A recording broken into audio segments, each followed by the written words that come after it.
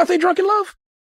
I don't know. I love Beyonce, but I have not. Mariah just flew in from her own planet. I'm telling you, this is Mariah's. From my own planet? Yes. I did. Yes, absolutely. This didn't make any sense to her. How did a melody that she had locked down over the summer, last summer, suddenly appear on Jennifer Lopez's album? This was something that really bothered. Rivalries, but I don't think she has anything to do with me. I mean, my whole thing is singing, writing She's songs. an actress.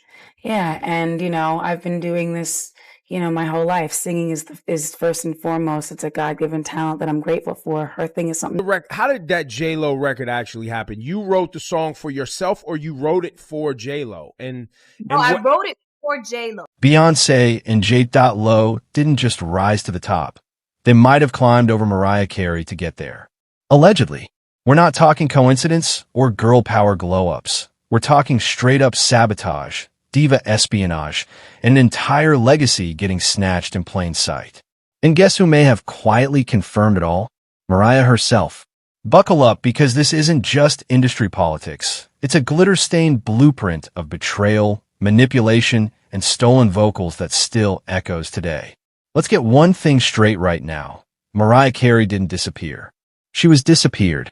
Quietly, subtly, strategically, like a slow fade out in a song she never agreed to stop singing. And the biggest question isn't just why. It's who benefited the most when Mariah's name stopped ringing out at every award show, every radio chart, every cultural moment. Because as her stars seemed to dim, not crash, just dim ever so slightly, two others began to shine blindingly bright. Beyoncé Knowles, Jennifer Lopez, and their glow. It may have come from a torch they didn't carry forward, but snatched out of Mariah's hand. Now, before the stands come for blood, this isn't about talent. All three are legends in their own right. But legends don't all get to exist at the same time, do they? Especially not in an industry that thrives on pitting women against each other, passing the crown from one to the next without ever admitting a takedown happened. But in Mariah's case, the clues don't just point to a handoff. They scream sabotage. And the deeper you look, the more it seems like Mariah didn't fade away. She was phased out. We're talking deleted shout-outs, missing samples, and eerie silence in rooms where Mariah should have been named. The receipts are there, hidden in liner notes, interviews, and shady industry moves. For years, Mariah's influence was the bedrock of modern pop and R&B.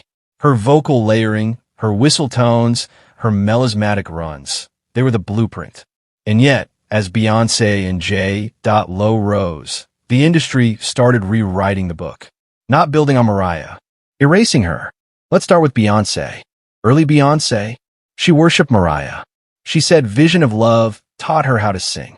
She studied Mariah's vocal stylings, her control, her musical choices. You could hear it in early Destiny's Child. But fast forward a few years and something changed. The name Mariah stopped coming out of Beyoncé's mouth. Not in interviews, not in tributes, not even when talking about vocal inspirations. The silence wasn't just loud, it was calculated. Now flip over to Jennifer Lopez. J.Lo's rise has always been controversial when it comes to Mariah. Remember the infamous "I don't know her" moment? Fans laughed, but behind that quote is a real story. Because Mariah didn't say that out of jealousy. She said it because she knew what was happening behind scenes. Rumors still swirl about J.Lo's early singles using samples originally cleared for Mariah. And they weren't just reused, they were repositioned. Tracks intended to bolster one diva's reign got rerouted to another's come up. Coincidence? Or choreography? Even worse, Mariah's label at the time, Sony, under Tommy Mottola, had every reason to uplift a new Latina pop star to edge out Mariah. Why? Because by the late 90s, Mariah had become too powerful. She was writing, producing, executive producing, pushing back. She was carving out space in a male-dominated industry, refusing to be controlled. And the moment she gained real autonomy, the rug got pulled out from under her. Glitter flopped, critics turned, and suddenly Mariah was being painted as unstable, difficult, washed up. But the truth? She was being replaced. Not by accident, but by design. And here's the kicker. Mariah knows. She's always known. But instead of calling it out directly, She did what Mariah does best. She got shady. Subtle. Poetic. She started dropping little clues. Lines in songs. Double meanings in interviews. Shifts in tone when certain names were mentioned. Fans who followed her closely, they've seen it for years. They've known there's a hidden narrative, and now that narrative is finally demanding to be heard. Because what if the music industry didn't just let Beyoncé and J.Lo rise on their own merit, but actively built their empires on the fading scaffolding of Mariah's? What if samples weren't the only thing borrowed, but legacy, image, narrative, and space?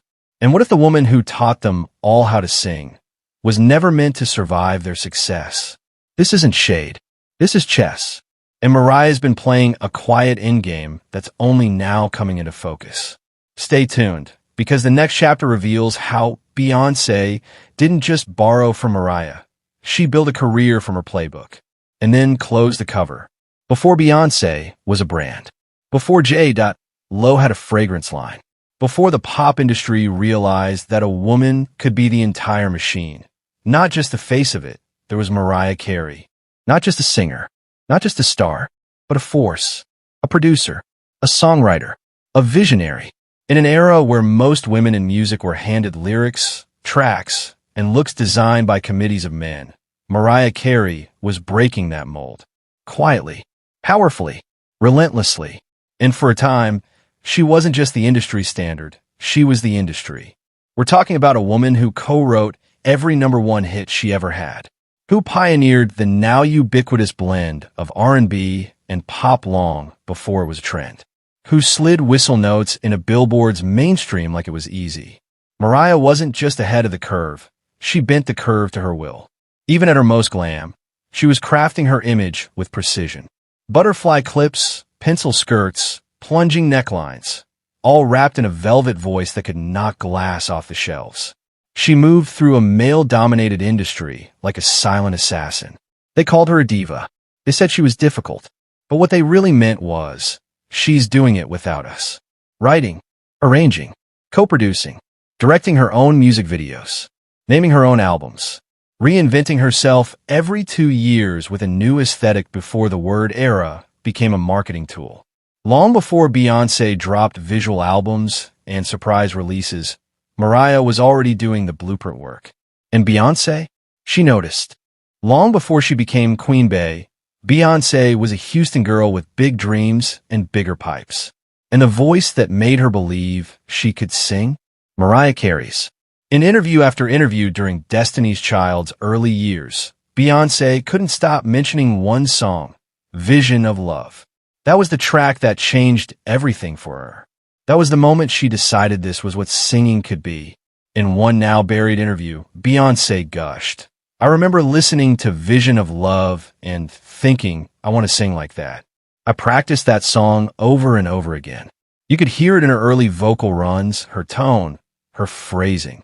She wasn't just inspired, she was studying. Mariah was the vocal masterclass Beyoncé built her foundation on. And she wasn't shy about it then. But something shifted. As Beyoncé's star began to rise, Mariah's name started vanishing from her narrative. No more shout-outs, no tributes, no collaborations, not even a mention in the long lists of inspirations Beyoncé would offer during interviews and award show speeches. For a woman so obsessed with legacy, Beyoncé's sudden erasure of Mariah's impact felt intentional, especially to fans who remembered how loudly she once praised her. Was it PR strategy, brand repositioning, or something deeper? Because while Beyoncé was stepping into her solo superstardom, Mariah was quietly being pushed into the shadows by tabloids, by industry execs, by whispers of irrelevance. The diva narrative was in full effect. She's difficult. She's unstable. She's past her prime. But even in that media storm, fans noticed the double standard. Mariah was being called washed at 34. While her sound was still being mimicked, her visuals still referenced, and her songwriting style still copied. And Beyoncé wasn't the only one taking notes. Rihanna's vocal tone, inspired by Mariah's sultry whisper singing. Ariana Grande's whistle notes, straight out of the Mariah playbook. Christina Aguilera's melisma, Mariah again. And yet none of these artists faced the criticism Mariah did when she introduced those very same vocal techniques. Why? Because Mariah was the first. And being first means taking the bullets. Let's be honest. The modern pop girl archetype owes its DNA to Mariah Carey. Vulnerable but powerful. Glamorous but in control. A singer-songwriter with a voice that could crack the sky and a pen that cut deeper than any diss track. Mariah built that. And for years, the industry pretended she didn't. And Beyoncé? She didn't just rise in Mariah's wake. She rose on her foundation. So when fans noticed the silence, they got curious. Why would Beyoncé stop crediting the woman who gave her the blueprint? Why would someone who once gushed about vision of love pretend like she was self-made? One theory, Beyoncé's team understood the power of myth-making. To become the only, you have to pretend there was no one before you. And Mariah? She wasn't just a predecessor. She was competition. A reminder that before there was a Queen Bey, there was a Songbird Supreme. And Mariah? She clocked it. She never said Beyoncé's name directly. That's not her style. But in interviews, she'd offer coded responses when asked about current artists. She'd say things like, some of these girls have talent, but they didn't write their songs. Or, I love originality. It's rare these days. Subtle, classy, shady. But fans who knew her story understood exactly what she was doing, reminding them. Because Mariah never had to tell us she was the blueprint. She just watched everyone build from it. For years, Beyoncé couldn't stop praising Mariah Carey. She spoke about her like a disciple revering a prophet, because in many ways she was. Mariah was the gold standard, the voice, the pen, the template, and Beyoncé, still in Destiny's Child with freshly pressed curls and satin-matching sets, made sure the world knew who inspired her. But then silence. Once Beyoncé broke out solo, once the wigs got blonder and the suits got sharper, something shifted. That reverence she once had for Mariah, it evaporated. Quietly, strategically, and fans noticed. Because when Beyoncé started accepting Lifetime Achievement Awards and listing her inspirations, Mariah Carey's name wasn't there. Not once. Not even a nod in passing. Now, let's be clear, this is Beyoncé. Nothing is accidental. Every breath, every gesture, every song choice is curated with surgical precision. So when the woman who credited Vision of Love with launching her career suddenly went mute on the subject, that wasn't a memory lapse. That was a strategy. The theory? Beyoncé, now building her own empire. Parkwood, Ivy Park, a legacy rooted in control and creative ownership, saw Mariah as something she had to step past. Not alongside, not above, but beyond. Because you can't be the first if everyone keeps bringing up the woman who already did it before you. To build a new narrative, Beyoncé had to sanitize the timeline. And that meant minimizing Mariah. No more references. No more shout-outs. Just quiet erasure. It wasn't hate. It was branding. But while Beyoncé was constructing her flawless ascent, someone else was being positioned to fill Mariah's space. And this one wasn't about talent. It was about optics. While Mariah was fighting for creative control, battling emotional breakdowns in public and industry sabotage behind the scenes, a new diva emerged out of nowhere. Jennifer Lopez. Now let's talk about timing. Mariah Carey was riding high off a string of number ones. She was about to drop the Glitter soundtrack, an era she had poured her soul into, blending 80s nostalgia with her signature sound. The lead single? Loverboy. And here's where it gets shady.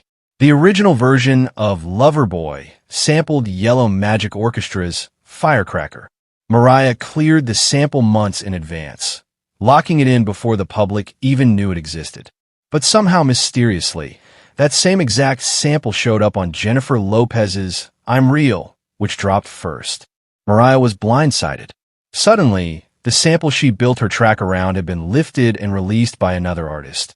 And not just any artist, but J.Lo. The smoking gun? Tommy Mottola, Mariah's ex-husband. The man who signed her, controlled her, and according to her memoir, tried to break her. He was still at Sony when this all went down. And the rumor, whispered in studios and boardrooms, is that Tommy caught wind of Mariah's glitter track list and deliberately leaked the sample clearance to sabotage her rollout. Jennifer Lopez, conveniently signed to the same label Umbrella, got the green light to drop I'm Real with the sample first. Mariah had to scramble. She replaced the Firecracker sample with Cameo's Candy at the last second. The version we know today? That's Plan B. Loverboy still hit top 5, but the damage was done. The rollout was chaotic. The press smelled blood. And J.Lo? She slid into the void with polish, PR, and a suddenly explosive pop career. The industry had found its sanitized Mariah, minus the writing, minus the vocals, minus the threat. And that, right there, is what set the tone for the feud of the century.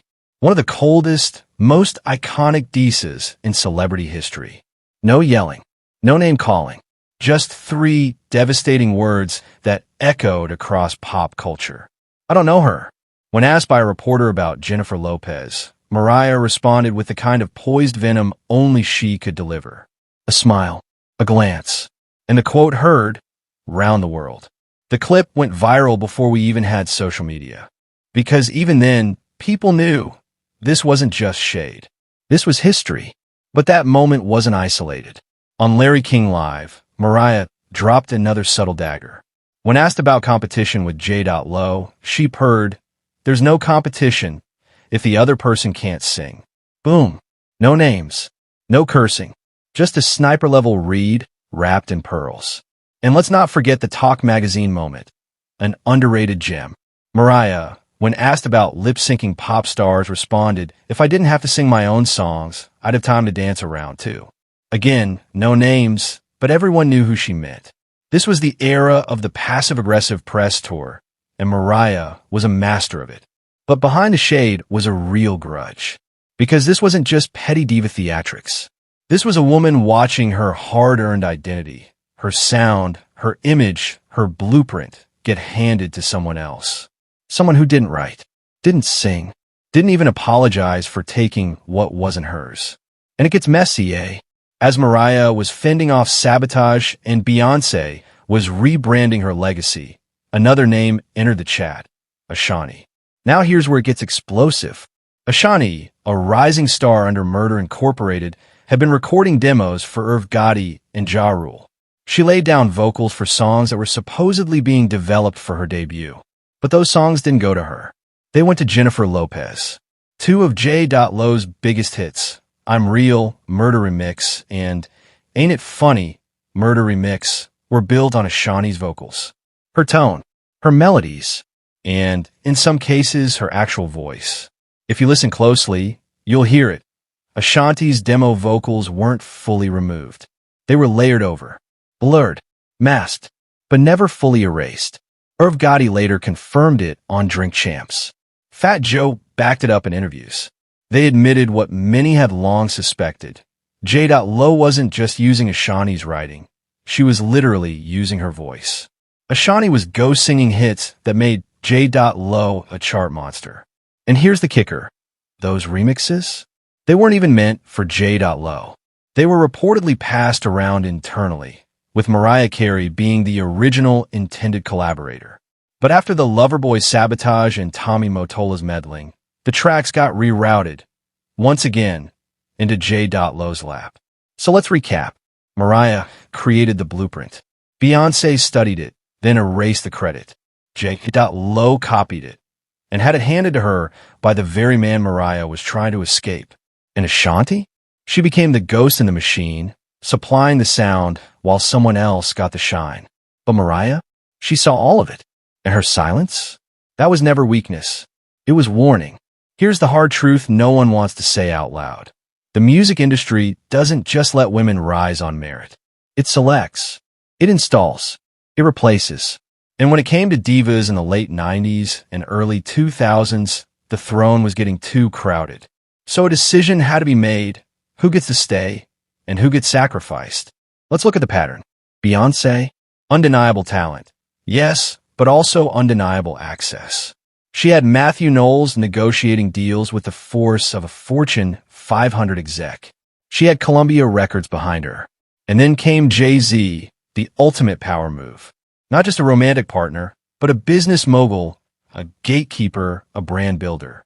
Beyoncé had her artistry, but she also had powerful men curating her ascent with Wall Street precision. By the time she dropped Crazy in Love, she wasn't just an artist, she was an institution. Untouchable, carefully protected. Jennifer Lopez? She didn't write. She didn't sing. But she had something even more valuable, industry immunity. Backed by Tommy Mottola, the same man who tried to cage Mariah, J.Lo had the machine working overtime to polish her into pop's next poster girl. When the press asked too many questions, the narrative got shifted. When vocals didn't add up, ghost singers got buried. She had the look, the media training, the compliance. J.Lo was safe. And for men like Tommy, safe meant profitable. And then there was Mariah, the woman who'd outsung, outwritten, and outsold them all. The blueprint, the pioneer, and the one who wouldn't shut up. Mariah demanded credit. Mariah fought for her masters. Mariah called out shady executives and fake singers before it was trendy. She didn't just break glass ceilings. She threw stilettos through them. And for that, she got punished. The industry couldn't erase her talent, so they tried something else. They reduced her, turned her into a punchline, a diva, a breakdown, a December meme. Every winter, the same Mariah gif resurfaces, surrounded by snowflakes and Santa hats. Never mind the decades of songwriting and production credits. Never mind the way she fused R&B, hip-hop, and pop long before anyone else dared. No, let's just make her the Christmas lady. Palatable, seasonal, controlled. Meanwhile, Beyoncé was now a legend in real time. J.Lo was an empire. And Mariah? She became the woman people quote for laughs, but never credit for legacy. Because that's how the system works. It doesn't just elevate the chosen, it discards the inconvenient. So we have to ask, did Beyoncé and J.Lo rise purely on talent and timing, or did they ascend by standing on the silence of the woman who came before them? Did they benefit, whether knowingly or not, from a machine that decided Mariah Carey had served her purpose and needed to be phased out? Because here's what's chilling, Mariah never said it outright. She never dropped names. But the shade? It was never just pettiness. It was coded confession. Breadcrumbs. She was telling us all along. The missing shout-outs from Beyoncé? That's not forgetfulness. That's narrative control. The recycled samples, the ghost vocals, the shady timelines with J.Lo? That's not coincidence. That's erasure dressed as evolution. And Mariah? She's been watching it unfold with a cocktail in one hand and decades of receipts in the other. Maybe, I don't know her, wasn't just shade. Maybe it was her way of saying, I see the game. I just refuse to play it. Because if Mariah Carey was the original, and she was, then the question isn't whether she was eclipsed. It's whether she was systematically replaced. And if so, replaced by whom? And more importantly, for whose benefit